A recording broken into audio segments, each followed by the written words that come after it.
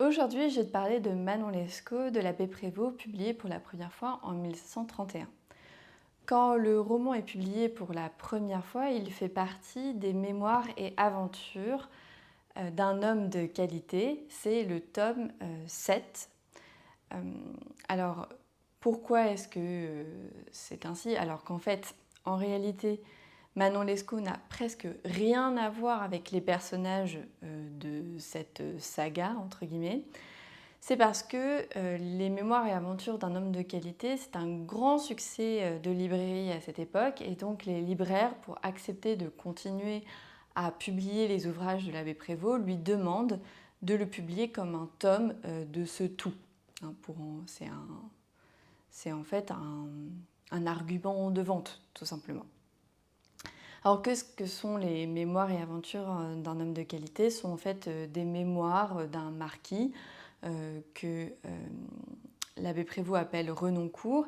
Et en fait, l'abbé Prévost fait semblant d'avoir trouvé des papiers, des mémoires en fait d'un homme qui aurait existé et d'en être simplement l'éditeur. Alors en réalité, en fait, c'est vraiment une histoire fictive qu'il a inventée par lui-même, mais ça se fait beaucoup au XVIIIe siècle de dire qu'en fait on a trouvé des documents authentiques qu'on ne fait que traduire ou que publier. C'est ce que fait par exemple Montesquieu dans les lettres persanes. Donc en 1731, Manon Lescaut est publié sous le nom de tome 7 des Mémoires et aventures d'un homme de qualité. Cependant, il n'est pas publié en France et il va pénétrer en France en 1733 à peu près, sans autorisation. Et il va avoir un grand succès, mais un succès de scandale, à tel point qu'il va être interdit pour son immoralité. Pour te donner un peu une idée de la réception à cette époque, de ce qu'on pense de cette œuvre à cette époque.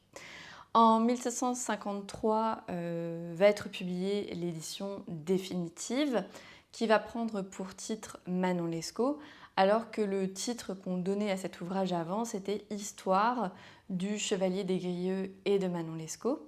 Donc là, on change un peu de centre du roman.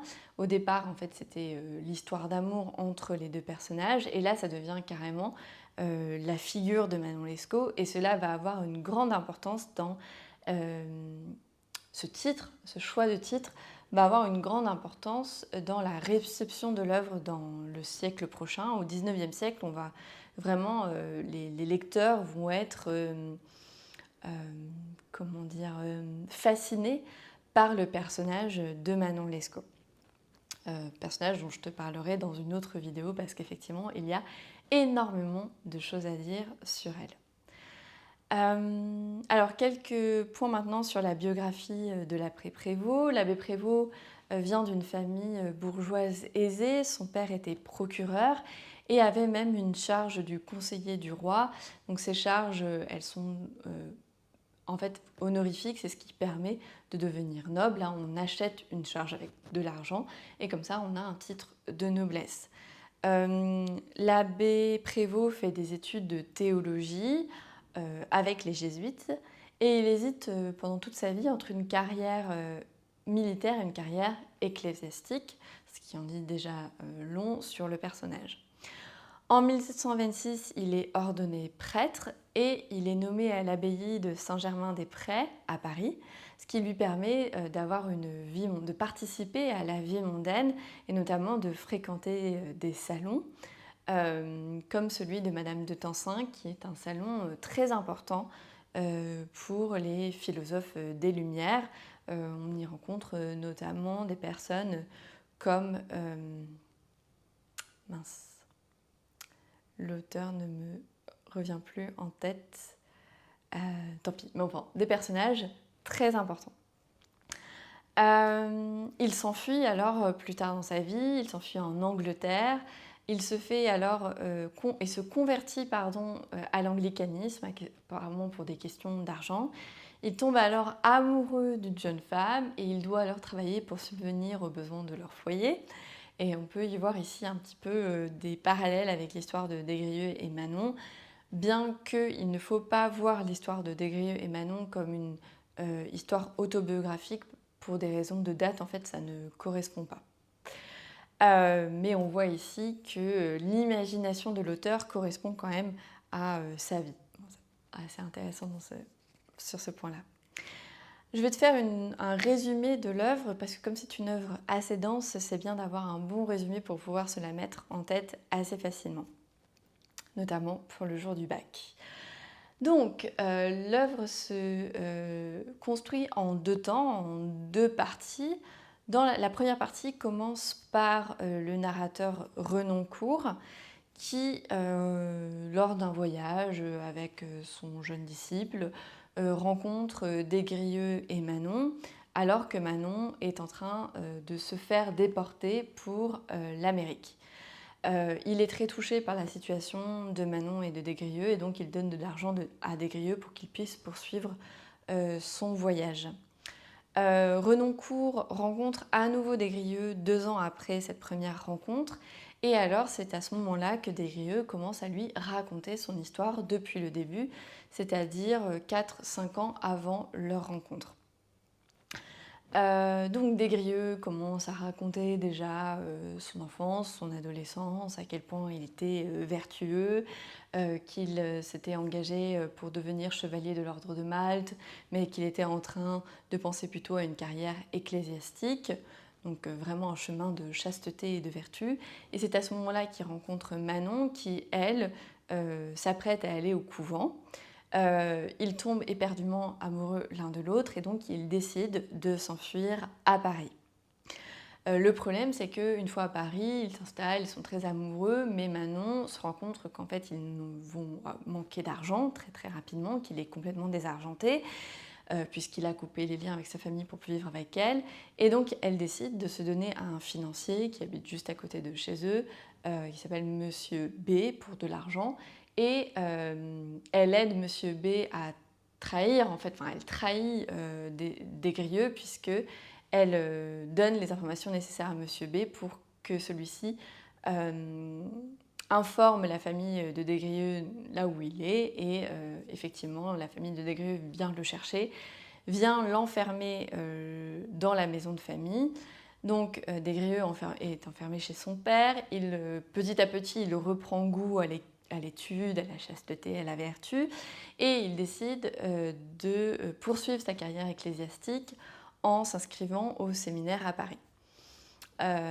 Au séminaire à Paris, il donne une conférence un jour et alors Manon l'aperçoit, voit qu'il est à nouveau à Paris et donc elle le retrouve au séminaire, ils se retrouvent tous les deux. Il y a une tension, mais ils sont tellement amoureux l'un de l'autre qu'ils décident à nouveau de s'enfuir et de s'installer ensemble à Paris à nouveau. Desgrieux a bien compris que le problème de l'argent était crucial pour pouvoir continuer à vivre avec Manon. Et donc, pour subvenir à leurs besoins, alors pas seulement à leurs besoins, mais à leurs besoins de plaisir, hein, c'est pas juste pour se nourrir, hein, c'est pour bien plus, Desgrieux décide de voler. Il s'inscrit à la Ligue de l'Industrie, qui est en fait une association de personnes qui trichent au jeu pour s'enrichir. Et donc il triche au jeu et cela sous le conseil de Lescaut qui est le frère de Manon et qui est un personnage peu recommandable. C'est un archer, donc une sorte de soldat mercenaire qui fréquente des lieux peu fréquentables. Enfin, voilà. Un personnage vraiment qui représente bien la déviance et la marginalité dans le roman. Manon et Desgrieux vivent leur amour, sont très amoureux et sont très heureux, mais problème, ils se font voler par leurs domestiques qui sont eux-mêmes amoureux et qui les volent en fait pour pouvoir vivre leur amour. Donc là on voit un peu l'arroseur arrosé. Et donc comme ils se retrouvent sans argent, Lescaut, le frère de Manon, propose à Manon de rencontrer Monsieur de GM afin qu'elle puisse se faire entretenir par lui. Et Manon, face à leur situation désespérée, accepte et elle laisse une lettre à Desgrieux dans laquelle elle lui explique son geste, qu'en fait elle avait peur de mourir de faim, tout simplement. Desgrieux, évidemment, il est très malheureux, mais Lescaut vient le retrouver et il lui explique en fait la stratégie qu'il a élaborée avec Manon pour que Desgrieux puisse vivre avec elle. Et il lui propose en fait de se faire passer pour le petit frère de Manon afin que Monsieur de GM le laisse habiter avec Manon dans les appartements que Monsieur de GM payera pour eux. Desgrieux accepte. Le problème, c'est que Monsieur de GM se rend compte de la supercherie et donc il fait enfermer et Desgrieux et Manon. Desgrieux est enfermé à Saint-Lazare, qui est une sorte de prison pour délinquants de bonne famille, une maison de redressement en quelque sorte. Et Manon, par contre, est enfermée à l'hôpital de la Salpêtrière, qui est un hôpital dans lequel on enferme les prostituées et qui est connu en fait pour ses conditions de détention déplorables, vraiment horribles.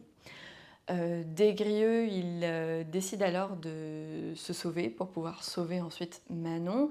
Et pour ce faire, il malmène le supérieur qui a pourtant été très gentil avec lui. Et il va même jusqu'à tuer le portier de Saint-Lazare.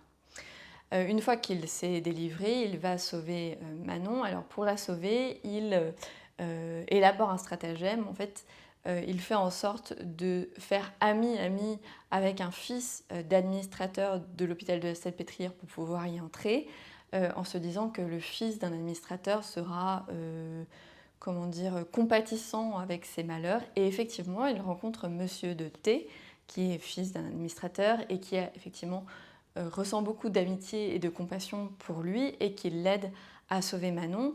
Il déguise en fait Manon en homme et c'est ainsi qu'ils réussissent à la faire sortir de l'hôpital de la Salpêtrière. Ils se retrouvent alors tous les deux sans argent et Desgrieux demande alors de l'argent à ses amis, notamment à Monsieur de T, mais aussi à Tiberge, un personnage dont je n'ai pas parlé mais qui est quand même très important dans le roman, qui est le meilleur ami de Desgrieux depuis le début du roman et qui lui est resté très vertueux, qui continue sa carrière ecclésiastique. On a alors droit à un petit épisode qui est un peu à part du reste de l'intrigue. C'est l'épisode avec le prince italien qui tombe amoureux de Manon et Manon qui lui tend un piège. Cet épisode permet de montrer que Manon est vraiment amoureuse de Desgrieux, mais aussi qu'elle a un goût pour le jeu. Voilà, mais bon, ça c'est un peu à part. Un autre malheur survient, évidemment, puisqu'on va de péripétie en péripétie dans ce roman. Il rencontre en fait, Desgrieux et Manon rencontrent le fils de Monsieur de GM, donc l'homme qui a entretenu Manon et qui l'a fait enfermer à l'hôpital de la Salpêtrière. Et le fils de GM en fait, propose de l'argent à Manon pour la convaincre d'être entretenue par lui, contre de la tendresse et de la compagnie, si j'ose dire. Manon et Desgrieux décident alors de jouer un tour au fils de Monsieur de GM. Ils décident que Manon suivra le fils de Monsieur de GM jusqu'à ce qu'il lui donne une certaine somme d'argent en bijoux ou en somme, en vrais sous, et qu'ensuite elle le quittera pour pouvoir rejoindre Desgrieux et qu'ils s'enfuiront avec l'argent. Desgrieux l'attend au point de rendez-vous, elle n'arrive pas jusqu'à ce qu'une jeune femme vienne lui porter une lettre de la part de Manon dans laquelle en fait elle lui explique qu'elle n'a pas pu se débarrasser du fils de GM et qu'elle a même décidé de rester un peu plus de temps avec lui, notamment pour son argent. Desgrieux trouve un moyen de voir Manon sans être dérangé par le fils de GM en le faisant enfermer par Lescaut. Enfin, bon, c'est toute une stratégie. Manon alors accepte de repartir avec lui en lui affirmant qu'il ne s'est rien passé de physique avec le fils de GM. Mais avant, ils décident tous les deux de profiter des appartements de l'hôtel de fils de GM et de vivre une nuit d'amour. Le problème, c'est qu'en voyant l'absence de son fils, Monsieur de GM le cherche partout et il finit par arriver dans les appartements et par découvrir Desgrieux et Manon qui avaient déjà essayé précédemment de le dépouiller et de lui jouer un tour. Et donc là, il comprend que ces deux personnes ont essayé de jouer à nouveau un tour à son fils. Et donc, il décide de les enfermer à nouveau. Desgrieux est donc enfermé au Châtelet, je crois. Je ne suis plus très sûre, oui, c'est le Châtelet. Et Manon est à nouveau enfermée à l'hôpital de la Salpêtrière. Desgrieux réussit à se délivrer, notamment grâce à son père. Et il veut donc délivrer Manon, d'autant plus que cette dernière doit être déportée, comme on le fait en fait souvent à ce moment-là pour les prostituées. On les déporte en Amérique, notamment pour peupler les colonies américaines. Donc Desgrieux essaye de la délivrer, mais c'est un échec complet. Et donc il décide de la suivre en Amérique, et c'est là qu'il rencontre pour la première fois Renoncourt. Donc là, on a un retour vers le début du roman. Ils parviennent tous les deux en Amérique, ils se font passer pour mariés afin de pouvoir vivre ensemble. Cela ne pose pas de problème, ils sont très heureux, mais au bout d'un moment, ils veulent vivre dans la vertu. Et donc, ils veulent vraiment se marier. Ils en parlent au gouverneur, puisque c'est lui qui a tous les droits. Il peut décider qui se marie avec qui. Le problème, c'est que Manon, en fait, a beaucoup plu à son neveu, qui s'appelle Sinelé. Et donc, le gouverneur décide de marier Manon à son neveu, en sachant qu'en fait, finalement, elle n'est pas mariée à Desgrieux. Desgrieux, de fil en aiguille, se bat en duel voilà, avec Sinelé. Il croit avoir blessé Sinelé à mort et donc il décide de s'enfuir. Il retrouve Manon chez eux et Manon décide de le suivre dans le désert. Manon dans le désert, là ça va très vite, Manon dans le désert meurt de fatigue. Desgrieux est voilà, sous le choc. On finit par le retrouver dans le désert, par prendre soin de lui. Et par chance, Thiberge a fait tout le voyage depuis la France jusqu'en Amérique pour chercher Desgrieux. Il le ramène en France et alors Desgrieux reprend sa vie à son point de départ au tout début du roman et il devient chevalier de l'ordre de Malte et donc tout rentre dans l'ordre en quelque sorte. Et voilà la fin du récit. J'espère que ces quelques éléments de présentation de Manon Lescaut te permettront de mieux rentrer dans l'œuvre ou en tout cas de te rappeler des choses importantes sur l'œuvre.